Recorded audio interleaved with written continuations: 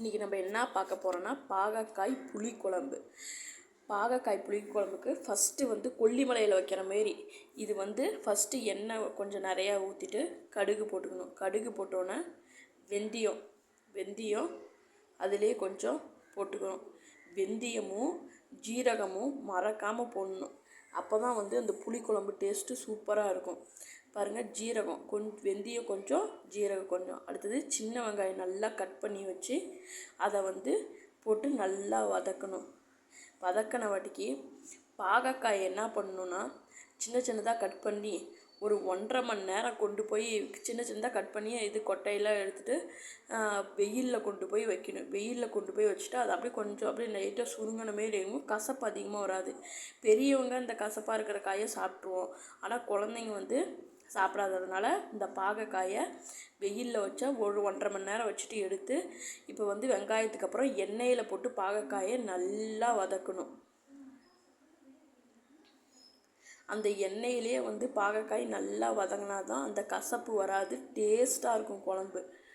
அதுக்கப்புறமேட்டுக்கு எண்ணெயில் போட்டு நல்லா பாகக்காய் வதக்காட்டி ஒரு 2 தக்காளி உப்பு கொஞ்சம் போட்டு நல்லா வதக்கணும். வதக்கினா சீக்கிரமாக அடுத்தது ஒரு 2 தக்காளி மிக்சியில் அடித்து வச்சு நல்லா கொஞ்சம் குறன்னு போட்டு நல்லா வதக்கிடணும். நல்லா இது வதங்கின வாட்டிக்கு அதுக்கப்புறம் தான் தக்காளி ஊற்றணும். இதை போட்டு 2 வணக்கணுன்னு தக்காளி ஊற்றிடக்கூடாது. இந்த வெங்காயமும் இந்த பாவக்காயும் நல்லா வதங்கின வாட்டிக்கு தான் தக்காளியை ஊற்றணும். தக்காளி ஊற்றி நல்லா வதங்கின வாட்டிக்கு புளி ஒரு லெமன் அளவு கரைச்சி வச்சுருக்கேன். அந்த புளியை ஆட் பண்ணியாச்சு.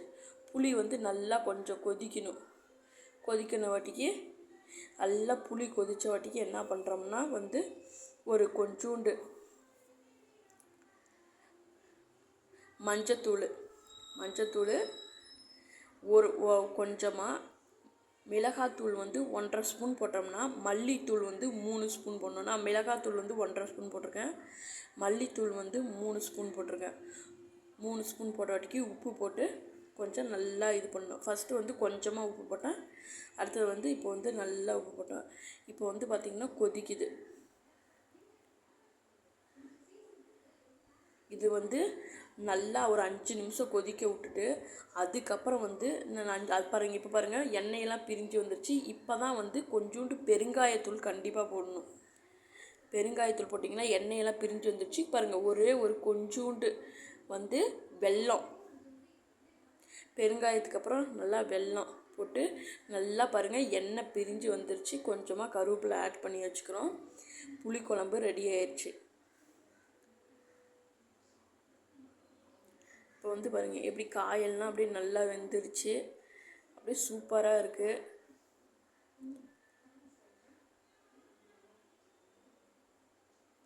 இப்போ அப்படியே ஒரு பவுலில் மாற்றிட்டு சர்வ் பண்ணால் சூப்பராக இருக்கும். பெருங்காயத்தூள், வெல்லம், இந்த வெந்தயம், ஜீரகம் இதெல்லாம் மறக்கவே கூடாது.